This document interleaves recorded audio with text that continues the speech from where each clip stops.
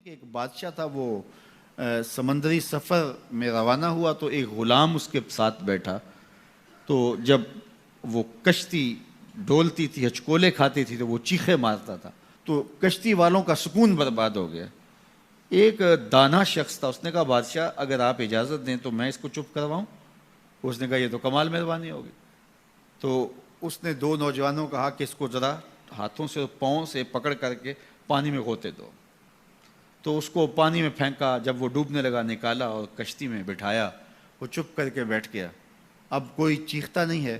تو بادشاہ نے کہا کہ اے دانا شخص، مجھے سمجھ نہیں آئی کہ یہ شخص کو آپ نے کیسے چپ کروا دیا. کہا بادشاہ دریا میں غرق ہونے کی تکلیف کو نہیں جانتا تھا، اس لیے کشتی کی سلامتی کی قدر نہیں تھی اس کو. اب اس نے وہ غرق ہونے کی تکلیف دیکھ لی، اب کشتی کی سلامتی کی اس کو قدر ہو گئی ہے. تو اللہ نے جو ہمیں عطا کیا ہے، آپ دیکھیں کہ اس سے نیچے کتنے لوگ بستے ہیں. جب آپ نیچے فرشت دیکھیں گے جو بیچارے نانے شبینہ کو ترستے ہیں. اگر مجھے تھوڑی سی تکلیف ہے اور میں جو ہے وہ اس تکلیف میں ناشکری کرنے بیٹھ جاتا ہوں، تو میاں وہ لوگ بھی ہیں جو بیچارے اپنی مرضی سے اپنا ہاتھ بھی نہیں اٹھا سکتے ہیں، جن کی عیدیں بھی جو ہیں وہ ہاسپٹل کے اندر گزرتی ہیں، وہ کئی سالوں کے اندر وہاں اذیت میں مبتلا ہیں. جب آپ دیکھیں گے تو کہیں گے مالک میں جس حال میں ہوں اس پہ تیرا شکر ہے. شیخ سعدی فرماتے ہیں میں دمشق کی جامع مسجد میں نماز جمعہ کے بعد نکل رہا تھا تو میرے کسی نے جوتے اٹھا لیے. تو یہ شروع سے ہوتا آیا ہے.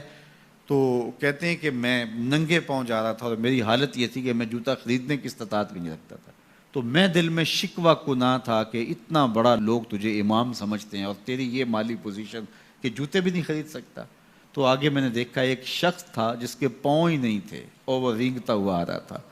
میں فوراً سجدہ ریز ہو گیا، مالک شکر ہے تو نے پاؤں تو عطا کیے، جوتے آج نہیں تو کل نصیب ہو جائیں گے. تو جو میسر ہے اس کی قدر سیکھو، جو میسر نہیں ہے اس کی جلن میں اپنے آپ کو جلانے کی کوشش نہ کرو، تو زندگی سوکھی ہو جائے گی. یہ ضابطہ میرے حضور نے دیا.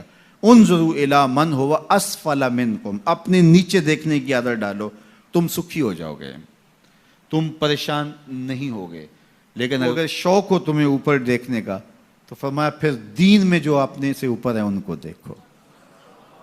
کہ میں تو یار صرف 5 پڑھتا ہوں، یہ تہجد بھی پڑھتا ہے. میں تو صرف رمضان کے فرض روزے رکھتا ہوں اور یہ ہر ماہ نفلی بھی رکھتا ہے.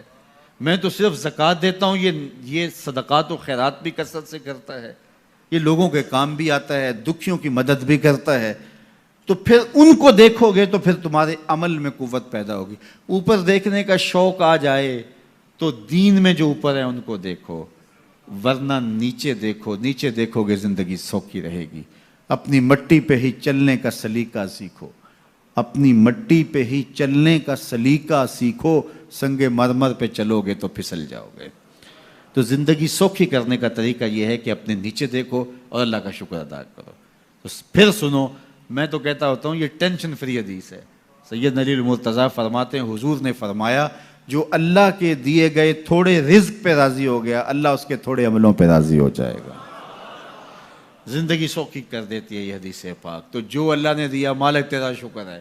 یہ تھوڑا کرم ہے کہ تو نے ہمیں انسان بنایا ہے، ہمیں فہم و ادراک کی دولتیں دی ہیں، ہمیں شعور اور خرد عطا کیے ہیں. کتنی مخلوقات ہیں جو سارا دن شدت کی گرمی میں بوجھ اٹھاتی ہیں اور چارہ جا کے جو ہے وہ باہر سے لے رہی ہوتی ہیں، وہ بھی تو تیری مخلوقات ہیں. تو نے ہمیں انسان بنایا، انسانوں کے گھر میں پیدا کیا، اور میں اور آپ تو اس کا شکر ادا نہیں کر سکتے کہ ہمیں اللہ نے محمد عربی کا غلام بنایا ہے، حضور کا امتی بنایا ہے. میری خوش قسمتی میں تیرا امتی، یہ میرا مقدر ہے، یہ آپ کا مقدر ہے.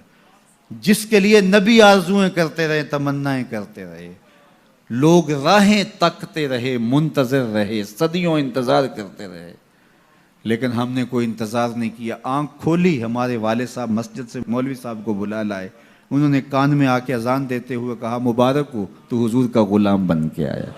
شاہوں سے ملا ہے نہ تونگر سے ملا ہے، اللہ کا عرفان اسی در سے ملا ہے. اوروں کو ملا ہے تو مقدر سے ملا ہے، مجھ کو تو مقدر بھی تیرے در سے ملا ہے. یہ میری اور آپ کی خوش بختی. تو جتنا بھی شکر ادا کرے تھوڑا، تو لوگوں کے کام آئیں، لوگوں کے لیے